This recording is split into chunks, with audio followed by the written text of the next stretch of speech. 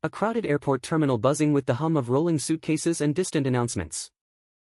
Suddenly, a shrill voice cuts through the noise like a knife. "You think you're some hero? Move out of my way. You lazy bum in uniform." That's how it started for Jake Thompson, a 25-year-old Army sergeant fresh off a deployment in the Middle East. He'd just landed at JFK International. His boots still dusty from the sand. His mind foggy from the long flight.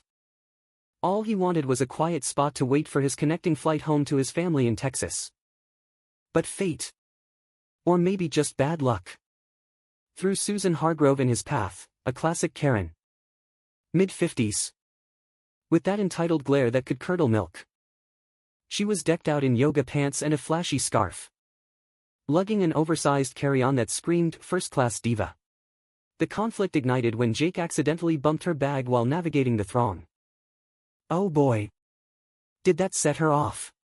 Susan whirled around, her face flushing red like a tomato about to burst. "How dare you? Do you know who I am? I pay taxes for people like you to protect me. Not to trample my Louis Vuitton," she screeched, her voice echoing off the high ceilings. Jake, ever the disciplined soldier, apologized softly. "Ma'am, I'm sorry. It was an accident." But that only fueled her fire. She jabbed a manicured finger at his chest, right where his service ribbons gleamed under the fluorescent lights. "Accident? You're probably just another freeloader in that uniform, pretending to be a hero while the rest of us work real jobs." The air thickened with tension, the scent of stale coffee from a nearby kiosk mixing with the metallic tang of airport anxiety. Passengers paused, phones subtly raised to capture the drama. Jake sighed deeply. A long, weary exhale that carried the weight of months in combat zones. He'd faced IEDs and ambushes. But this was a different kind of battlefield, one where words wounded deeper than shrapnel. "Why me?" he thought, his heart pounding not from fear, but from the sheer absurdity. "Ma'am, I've just returned from serving our country. Please, let's just move on," he said, his voice steady but laced with fatigue. But Susan wasn't done. "Oh no." She ramped it up, her voice rising to a piercing crescendo. "Serving? Ha! You soldiers are all the same, mooching off the government while I bust my butt running my own business. Get a real job." She shoved past him, knocking his duffel bag to the floor with a thud that drew more stares. The bag spilled open slightly, revealing a folded American flag, a memento from a fallen comrade. Gasps rippled through the crowd. How could she? The nerve. Jake knelt to pick it up, his hands trembling just a bit, not from anger, but from the emotional whiplash. The flag's fabric felt rough against his calloused fingers, a stark reminder of the sacrifices she'd just dismissed. A young mother nearby clutched her child closer, whispering, "That's not right." The terminal's PA system crackled overhead, announcing a delayed flight. But it felt like background noise to the unfolding spectacle. Enter the twist. Unbeknownst to Susan, Jake wasn't just any soldier. He was a decorated veteran, recipient of the Purple Heart after being wounded in action.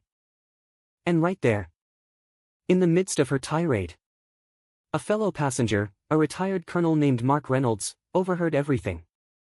Mark, silver-haired and sharp-eyed, had been sipping his coffee at a gateside cafe.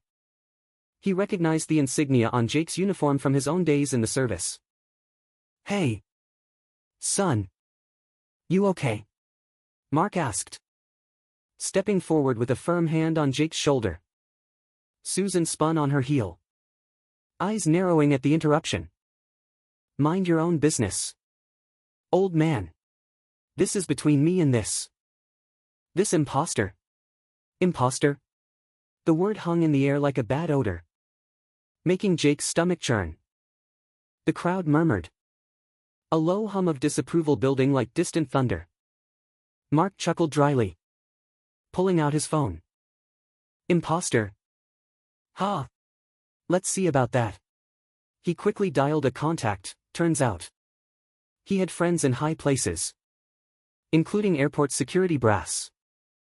Within minutes, 2 TSA officers, burly and no-nonsense, approached with purposeful strides. Their boots clicked against the tiled floor. A rhythmic warning. "Ma'am, we need to speak with you," one said, his voice booming authority. Susan's confidence cracked just a hair. "What? Me? He's the one who assaulted my bag." She pointed accusingly. But the officers weren't buying it. They glanced at Jake's ID, which he handed over calmly. "Sergeant Thompson. Thank you for your service," the lead officer, Officer Ramirez, said with a respectful nod. The words hit Susan like a slap. Wait. What? He's real? As the officers turned to her, Susan's face paled. "This is ridiculous. I demand to speak to your manager." Classic Karen move. Right? But Ramirez wasn't fazed. "Ma'am, we've got reports of harassment. And disrupting airport peace is no joke." He gestured to the security cameras overhead, their red lights blinking like accusatory eyes. The interrogation began right there, in full view. Susan huffed and puffed, her breaths coming in short, indignant bursts. The smell of her overpowering perfume clashed with the officers' starched uniforms, creating a nauseating mix. "You can't do this. I have rights," she exclaimed. Oh! The irony, preaching rights to men who'd fought for them. Jake stood aside, watching quietly. His mind flashed back to the desert heat, the crack of gunfire, the comrades he'd lost. This petty drama felt trivial, yet it stung. Why do some people take freedom for granted? He wondered, a sigh escaping his lips. But here's where karma kicked in hard. As the officers dug deeper, they asked for Susan's boarding pass. She fumbled in her purse, her hands shaking now. "Here," she snapped. Ramirez scanned it, then raised an eyebrow. "Ma'am, this ticket is for economy. But witnesses say you were trying to cut into the priority line." Susan's eyes widened. "What? No. I deserve better." It got worse. A quick check revealed her carry-on was over the weight limit, stuffed with undeclared liquids and sharp objects. These nail clippers could be considered a weapon, the other officer, Jenkins, noted sternly. Susan gasped. "They're just clippers." The crowd swelled, whispers turning to chuckles. Someone in the back yelled, "Karma's a beast."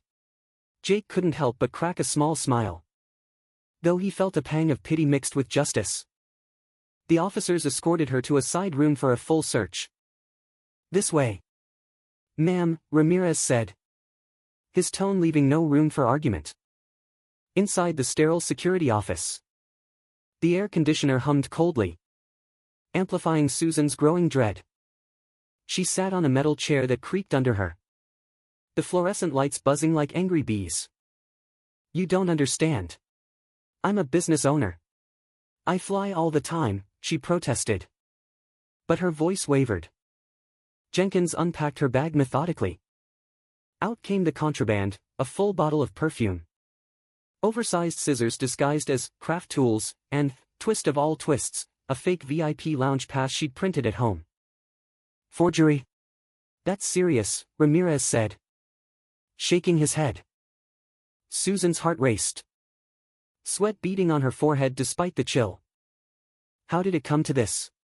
She thought of her social media posts bragging about her elite lifestyle. Now it was crumbling. Back in the terminal, Jake chatted with Mark. "Thanks for stepping in."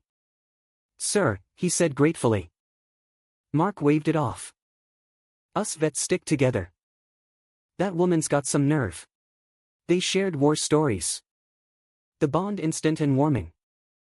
The scent of fresh pretzels from a vendor wafted over. A small comfort. Hours ticked by, well. It felt like hours to Susan. But really just 45 minutes. Emerging red-faced and disheveled. She was handed a citation, fined for harassment. Another for overweight baggage. And grounded from her flight. Next available is tomorrow. Economy only, Jenkins informed her flatly. She trudged away. Head down.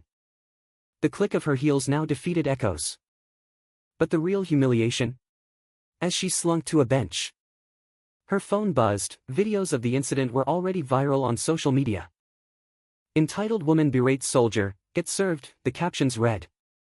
Comments flooded in, Justice served. Thank you for your service. Soldier. Susan's business page tanked with bad reviews. Oh. The backlash. Her empire of online sales. Crumbling like a house of cards. Jake boarded his flight peacefully. The captain announcing over the intercom, we have a hero on board today, Sergeant Thompson. Welcome home. Applause erupted. A thunderous wave that washed away his earlier hurt. He sighed in relief. The plane's engines rumbling like a promise of rest. In the end, Susan learned the hard way, respect isn't demanded, it's earned. As she sat alone in the terminal that night, munching a stale sandwich, she reflected, or at least, we hope she did. Why be cruel when kindness costs nothing? The universe has a way of balancing the scales. And boy, did it tip against her. This story isn't just about one Karen's downfall, it's a reminder that true heroes walk among us. Quietly bearing the weight. Next time you see someone in uniform, offer a thank you, it might just turn the tide. And for the Karens out there, watch your words, they might come back to bite. Justice prevails. Folks. And it's sweeter than any first-class upgrade.